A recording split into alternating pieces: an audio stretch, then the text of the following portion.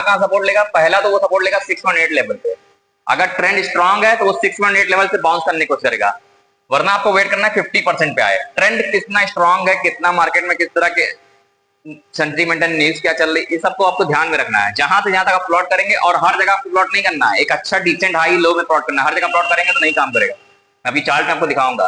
तो अब पहला जो आएगा वो गोल्डन जोन कहां पे आएगा, 618 लेवल, और दूसरा 50%। अगर ट्रेंड में सच में स्ट्रांग है तो वो इस तरह से 50% के आसपास से बाउंस कर जाएगा। वो अगर सच में, अगर क्योंकि अगर ट्रेंड का 50% नीचे अगर कोई स्टॉक गिरने लगे, 50%, इसको आप परसेंटेज में समझ लीजिए, 0%, 1% ना, 78%, 61%, 50% तो आपको ज्यादा ही जाएगा, 38%, 23%, ऐसे भी बोल सकते हैं आप। बस इसमें आपको जीरो हटा देना है। तो अब समझिए, फिबोनाची रिट्रेसमेंट का टूल आपको लगाना है। तो मैंने क्या बोला, अगर ट्रेंड बहुत स्ट्रांग है तो वो क्या करेगा, 618 लेवल से ही बाउंस कर जाएगा।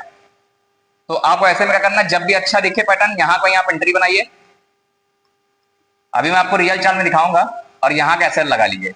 और मान लीजिए 50% आता है तो बस ये यहां से तो बाउंस आएगा। अगर ट्रेंड स्ट्रांग है और रिट्रेसमेंट हो चुका है तो यहां से अच्छा खासा इसको गोल्डन जोन में आया तो आप एसएल लगा के एंट्री प्लान कर सकते हैं यहाँ पे।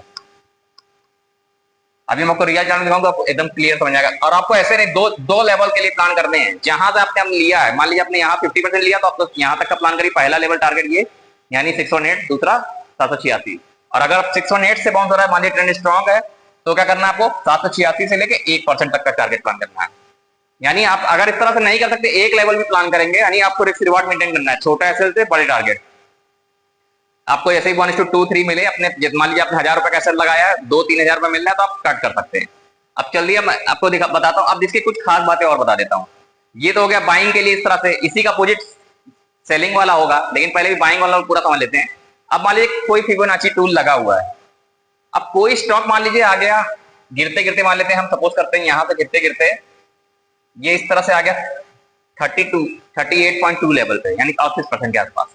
अब यहाँ पे एक खास बात नोटिस करिएगा, यहाँ से अगर बाउंस कर गया, अगर मान लीजिए यहाँ सस्टेन करता है, गिरता है, बाउंस करता है, तो ठीक है, हो सकता है 1% चला जाए। लेकिन अगर यहाँ मल्टीपल टाइम आ रहा है, यानी 38% के पास मल्टीपल टाइम आ रहा है, यानी ये ट्रेंड वीक हो चुका है, खत्म हो चुका है। अब ये कहाँ जाएगा, अब ना 1 की तरफ ना जाके ये कहाँ जाएगा, ये मान लीजिए 50% रेजिस्टेंस आया, ये कहाँ जाएगा, ये 0 की ओर बढ़ेगा। कहाँ बढ़ेगा, 0 का। अगर ये 38-50 के बीच में फंस जा रहा है, मतलब 61 को क्रॉस करने पर नेबल, अगर 61 के पास नहीं पहुंच के रिजेक्ट हो रहा है, तो समझ लीजिए कि अब ये 1 की तरफ ना जाके 0 की तरफ आएगा। अभी रियल चार्ट में आपको एग्जांपल दिखाऊं कैसे आपको इसको, और जितना आप इसको पहली बार ट्रेड करेंगे, समझ लीजिए जितना, जैसे मान लीजिए आपने ऐसे ही स्टूल को लगाया हाई से लो पे, अभी लगाना सिखाऊंगा मैं, उसके बाद आपको जितना ये पहली दूसरी